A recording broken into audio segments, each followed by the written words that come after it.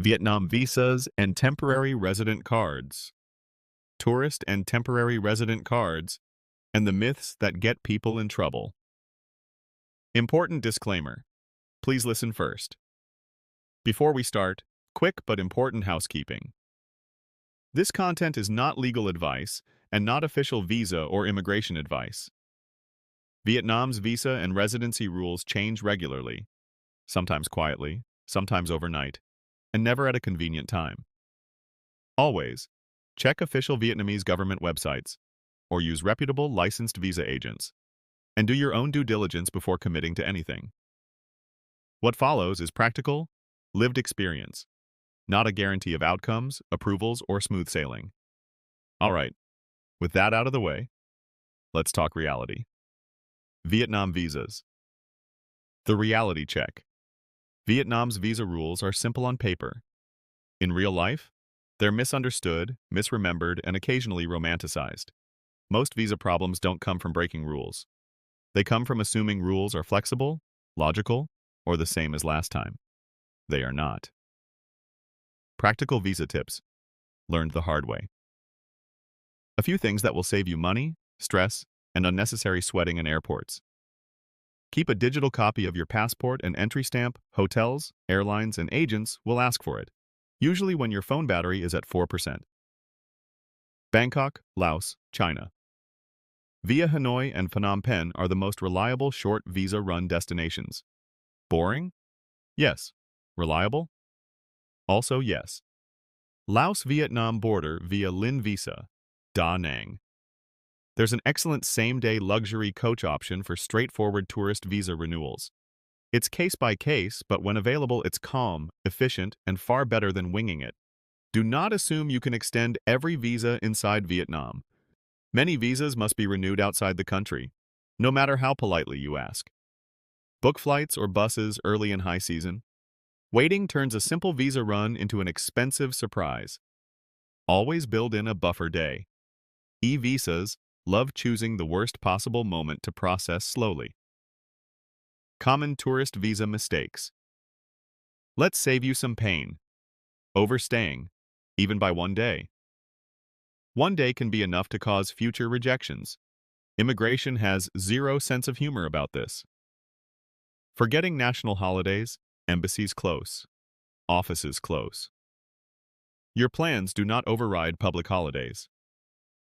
The calm way to think about tourist visas. Most long-term foreigners settle into a rhythm. 9 months in Vietnam, 3 months abroad. Visa runs aren't emergencies, they're mini holidays. Planned properly, they're a change of scenery, not a crisis. Think of visas like weather forecasts. You don't control them, but you can plan around them. Temporary resident cards, the big step up. At some point, many people aim for a temporary resident card. Think of it as moving from visitor mode to resident light. It doesn't make life perfect, but it makes life predictable, which is underrated. A temporary resident card allows longer stays, without constant visa runs, lets you enter and exit freely. During its validity, reduces paperwork, stress dramatically, makes everyday admin easier, rentals, banking, utilities.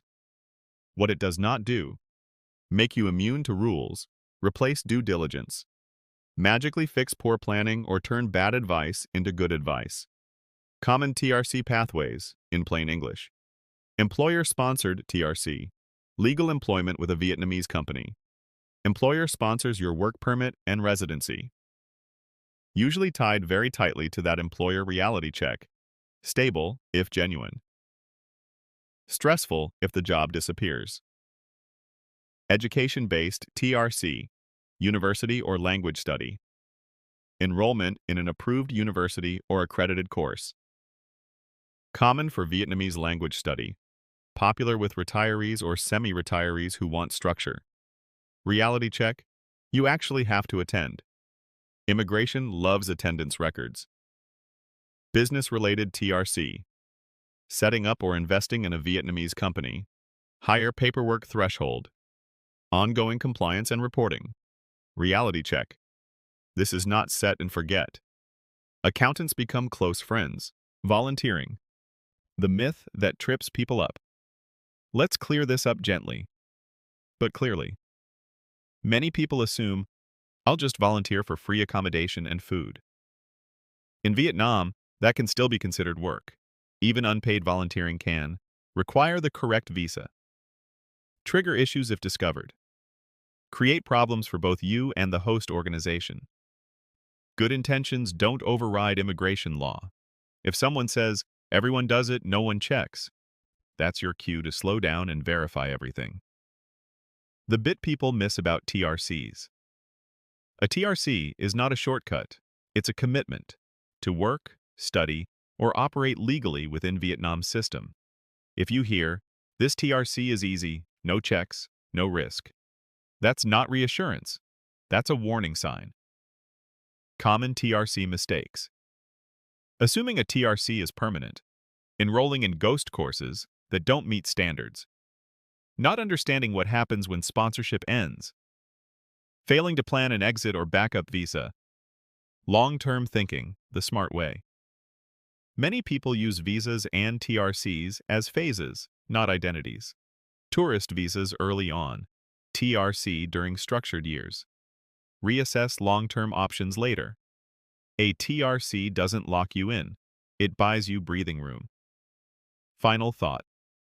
Vietnam is generous, but it rewards planning, not shortcuts. Ask boring questions.